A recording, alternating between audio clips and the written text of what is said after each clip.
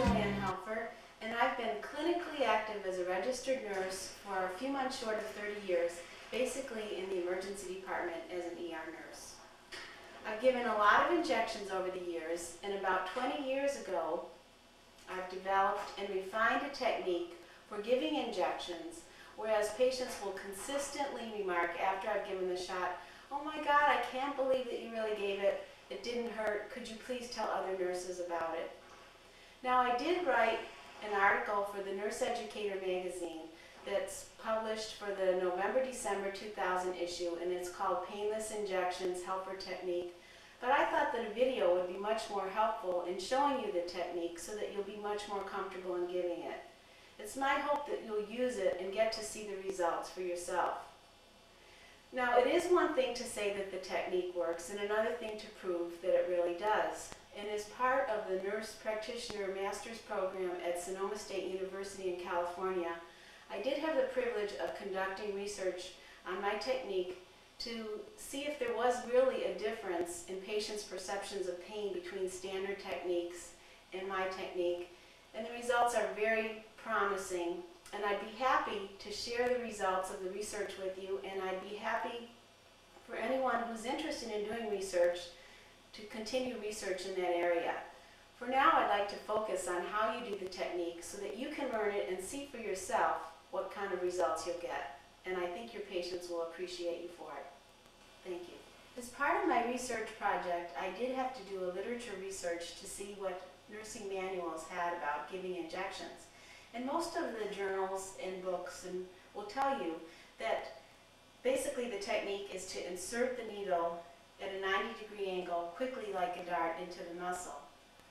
The reason for the Helfer technique does have a theoretical framework, in that very simplistically I am using the gate theory. And it's very hard to describe the gate theory in one sentence, but basically I'm stimulating the large muscle fibers so that the small sensory nerves that will send the sharp, painful impulses to the brain are blocked.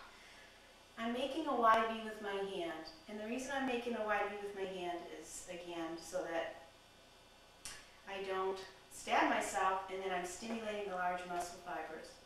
It's extremely important that the tap be firm, that you not sting the skin when you slap it so that you'll feel the sting. It does need to be firm, and it looks like I'm hurting the patients, but I can tell you that from experience they don't feel the tap. As a matter of fact, they'd much rather feel a tap on their skin than the painful prick of the needle. And the other thing that I'm using is I'm relaxing the muscle and I'm distracting them.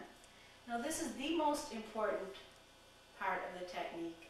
It's extremely important, and the reason I do the count of 3 is just to standardize the procedure and to just further enhance the muscle relaxation.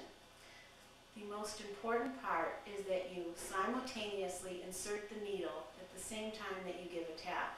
If you get thrown off with your tap, don't worry about it. You can start over, but the most important thing is that you do it at the same time. So I'm going to do 1, 2, 3.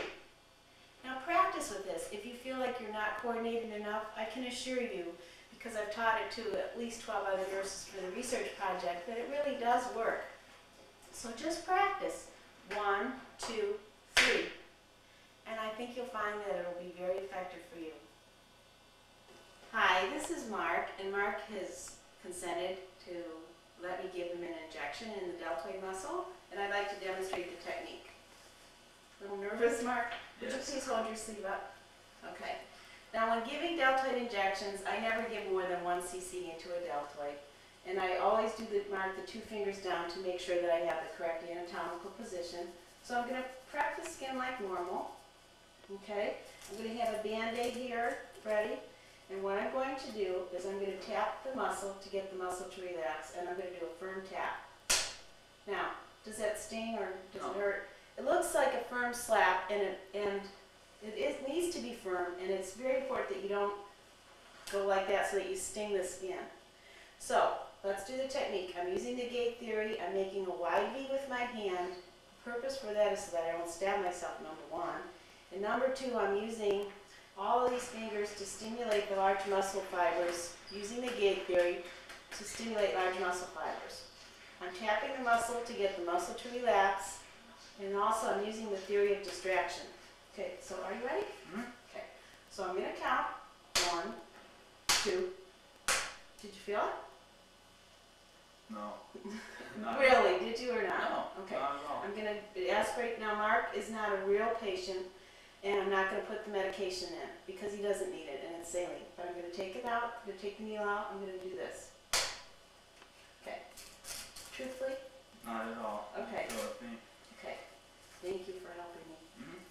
Okay. Thanks. My coworkers have graciously offered to let me demonstrate the injection technique on them because, again, it would be hard to get approval through the hospital IRB board, so we're just going to do it and demonstrate the technique to show you. Okay? And while the research was conducted on intramuscular injections, I'd like to show you that it also does work for subcutaneous injections, for those patients that need insulin or other injections like that. So, Ruthie, what I'm going to do is I'm going to prep the skin first. Now normally you'd have to pinch up the skin, but if you're only giving small amounts and you know that you can put it into subcutaneous tissue, you don't have to do that. And I'd like to show the technique again. And what I'm going to do is I'm going to tap the muscle, the arm to get the muscle to relax. I'm going to tap it. And at the same time, I'm going to count to 3 again. I go 1, 2, at the same time I give it. Now, did you feel the needle? Okay. And what I would do is I'd aspirate back like normally. I'd inject it. I'm not going to do that to her because she doesn't need it. And I'm going to take it out at the same time. At the same time I'm going to take it out, I'm going to do this. And did you feel it? No? Okay. I'm not paying her. Okay. And this is Rick, who's an RN here at the hospital, and he's going to allow me to give him an injection in the gluteus maximus. Thank you. And what I'd like you to do, Rick, is I'd like you to lie down on your stomach here with your head up here. Would that be okay with you? And what I'd like you to do, now, if you have to give, the best way to give injections, especially if they're more than 2 cc's or 2 cc's or more than 1, is to give it in the gluteus maximus.